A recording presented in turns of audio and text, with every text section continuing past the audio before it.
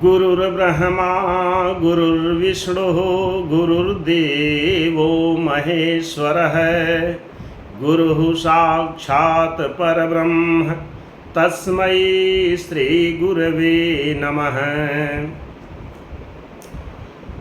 अखंडमंडलाकारं व्याप्तं येन चराचरं तत्पदं दर्शितं येन तस्मै श्री गुरवे नमः। हे मातृवंशः प्रभुतावतारं हे पितृवंश मम पावनाश्च पुष्पांजलिं मे सुमनो दद्यातुं गृह्णन्तु दिव्यं पितरः पुनीतः। भारतीय संस्कृतौ देव कार्यस्य अपेक्षया पूर्वजानां कृते कार्यस्य विशिष्ट मान्यता अस्ति। श्राद्धं करणात् अधिकं लाभप्रदं कार्यं विद्यते पृथिव्याम्। अतः पितॄणां कृते श्राद्धं पूर्णभक्त्या कर्तव्यम्। भक्त्या कृतश्राद्धेन तुष्टाः पितरः श्राद्धकर्त्रे जीवनं पुत्रं धनं ज्ञानं राजसुखं स्वर्गं मोक्षं च प्रयच्छन्ति। यथा आयुः प्रजा धनं विद्या स्वर्गं मोक्षं सुखानि च प्रयच्छन्ति तथा राज्यं पितरः श्राद्ध तर्पिताः। मैं एक बार फिर आप लोगों के बीच में इस पावन पवित्र पितृपक्ष के विषय में आप लोगों को कुछ बताना चाह रहा हूँ।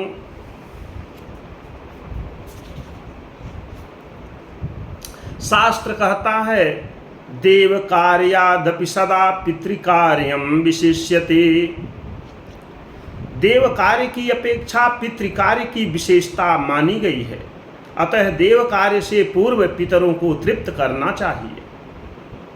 कल से ही महालयारंभ हो रहा है।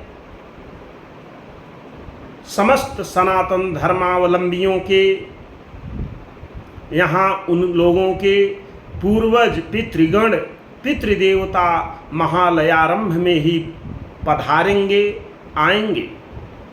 जब विशिष्ट देवताओं का आवाहन किया जाता है, देवता हमारे यहाँ आते हैं तो घर में सफाई होना चाहिए। लोग सफाई करते भी हैं और सदाचार से रहते भी हैं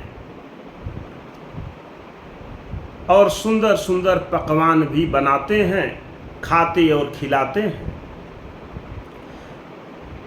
18 तारीख दिन बुधवार से महालयारंभ हो रहा है। पितृपक्ष का आरंभ हो रहा है, जिसमें हमारे पितृगण पितृदेवगण आएंगे। ये महाकुंभ है। इस महाकुंभ में समस्त पितृगण अपने पुत्र पौत्रादिकों के वहाँ आते हैं। अगर वहाँ सफाई नहीं हो रहा है, सफाई से लोग नहीं हैं, पितरों का तर्पण नहीं करते, देव कार्य नहीं करते, देवताओं का कार्य बहुत से लोग हैं जो बंद कर देते हैं। पितृपक्ष में देव कार्य को बंद कर देना, इससे भी हमारे पितृगण नाराज होकर के वापस हो जाते हैं और श्राप दे देते हैं कि जब पितरगण कहते हैं कि जब देव कार्य भी छोड़ दिए, यहाँ तक कि लोग पितरों के लिए भी तर्पण इत्यादि कहीं कहीं भूलवश या जो भी हो लोग नहीं कर पाते हैं उचित ढंग से, वहाँ भी हमारे पितृगण देखते हैं और देख करके वापस हो जाते हैं। महालयारंभ बुधवार से हो रहा है। अतः बुधवार को क्षौर कार्य बाल बनवाने का कार्य होना चाहिए और उसी दिन से बुधवार 18 तारीख से पितरों के लिए तर्पण इत्यादि का कार्य आरंभ होना चाहिए। बुधवार को पूर्णिमा श्राद्ध प्रतिपदा श्राद्ध है, उसी दिन से ही प्रारंभ करेंगे और यह कार्य 16 दिन तक चलेगा। देव कार्य से भी पितृ कार्य महत्वपूर्ण है, इसीलिए नवरात्र के पहले ही ये पितृदेव पक्ष है।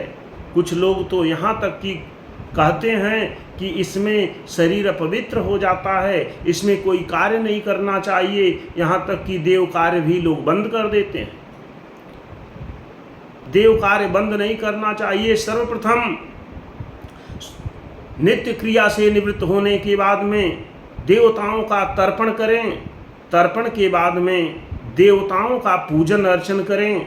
जो कार्य डेली रूटीन में जिसके है, जैसे दैनिक पूजा इत्यादि सब करना चाहिए, उसको छोड़ना नहीं चाहिए। मंदिरों में जो लोग दर्शन इत्यादि करते हैं उनका नियम है, उसको भी नहीं छोड़ना चाहिए।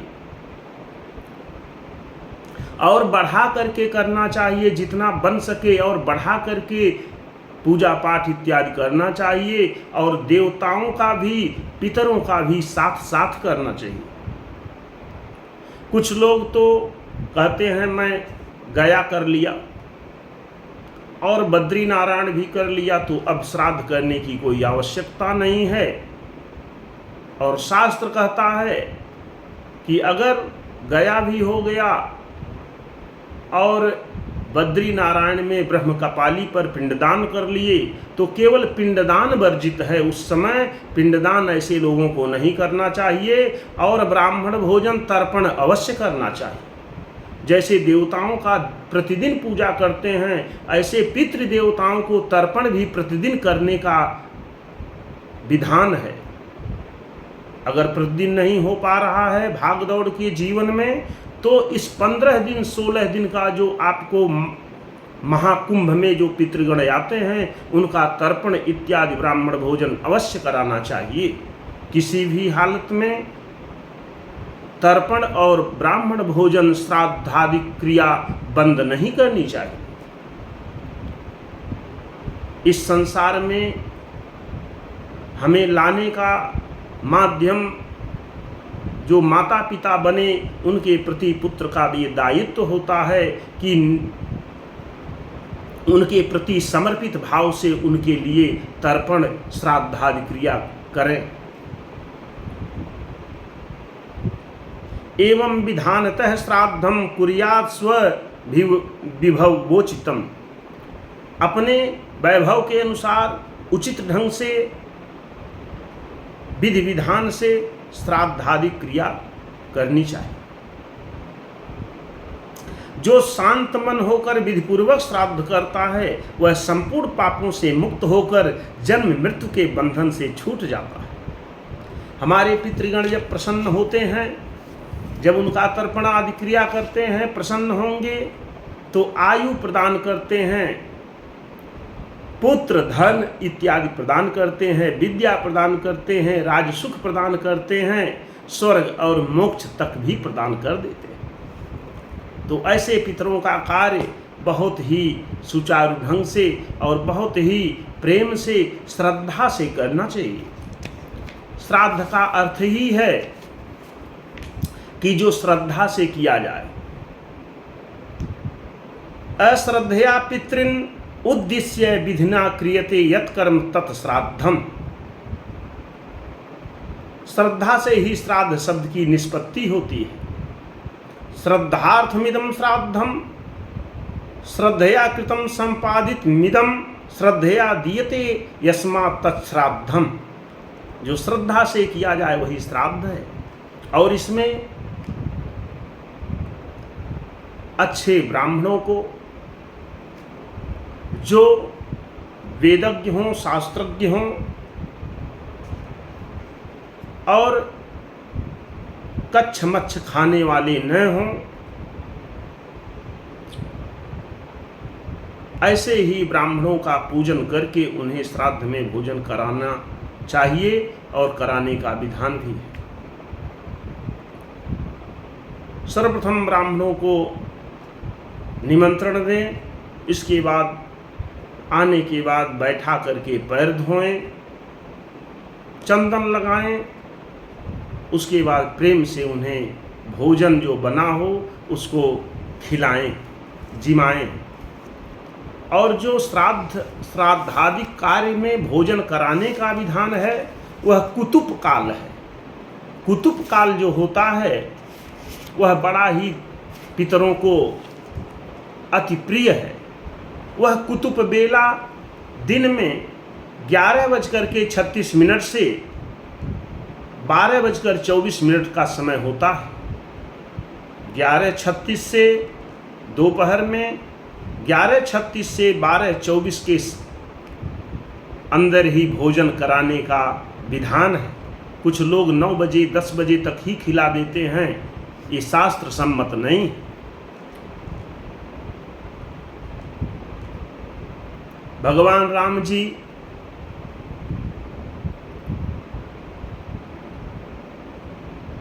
पुष्कर में जाकर के श्राद्ध करते हैं, वहां ब्राह्मणों को भोजन कराते हैं।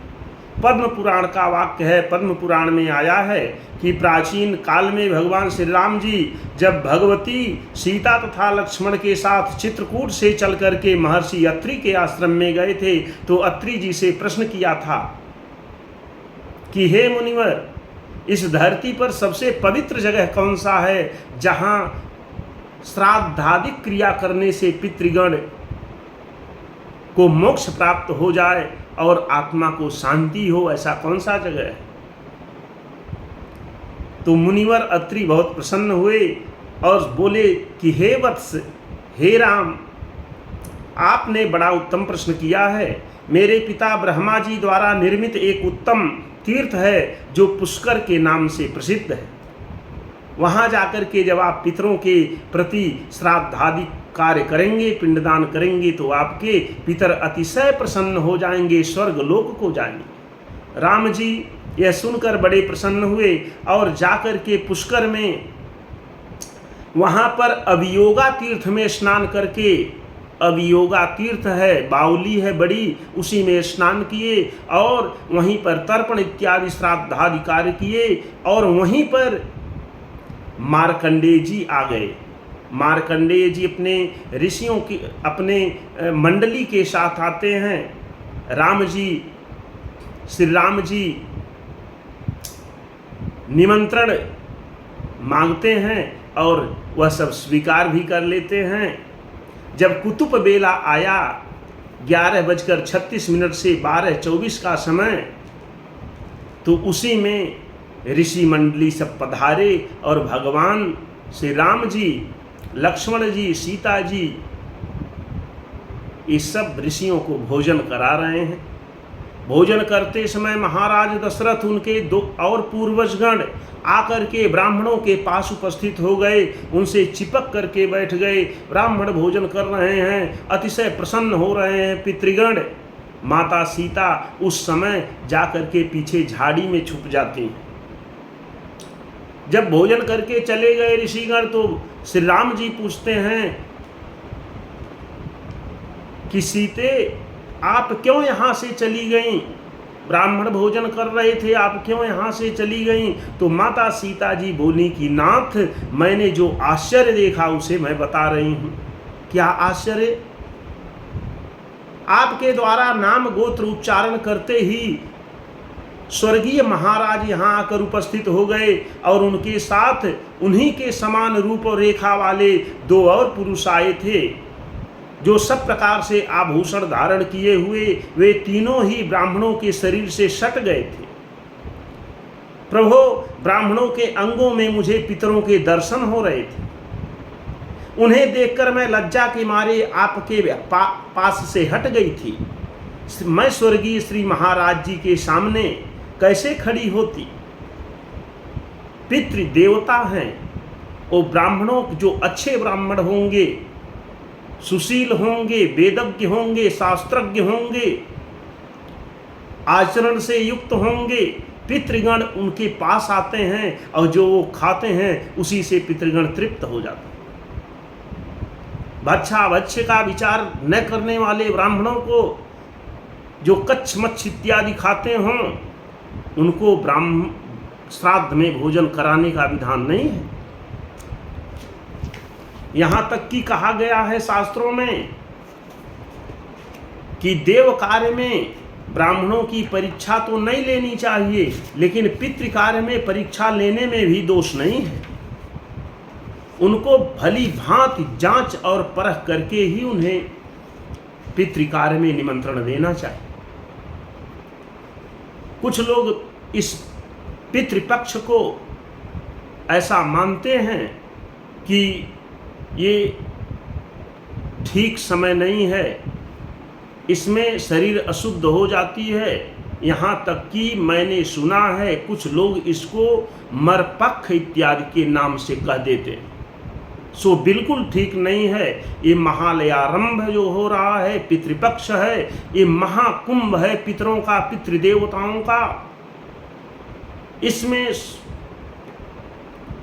पवित्रता पूर्वक रहते हुए पितरों का तर्पण, देवताओं का पूजन इत्यादि करने से हमारे पितृगण प्रसन्न होकर के पुत्र पौत्रादिकों से, धन इत्यादि से तृप्त कर देते हैं, बहुत आशीर्वाद देते हैं।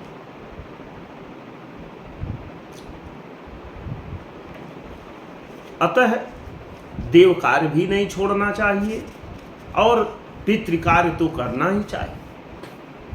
शास्त्र कहता है विवाह व्रत चूड़ासु वर्षमर्धम तदर्धकम पिंडदानम मृदा स्नानम न कुर्यात् तिल तर्पणम। हाँ, जिनके वहां विवाह इत्यादि यज्ञोपवीत इत्यादि हुआ हो और परिवार में गोत्र में कोई गत हो गया हो, उनको एक वर्ष तक पिंडदान क्रिया, मिट्टी से स्नान, तिल का तर्पण इत्यादि वर्जित किया गया। न करें तो कोई दोष नहीं है और किसी भी परिस्थिति में अवश्य करना चाहिए, छोड़ना नहीं चाहिए।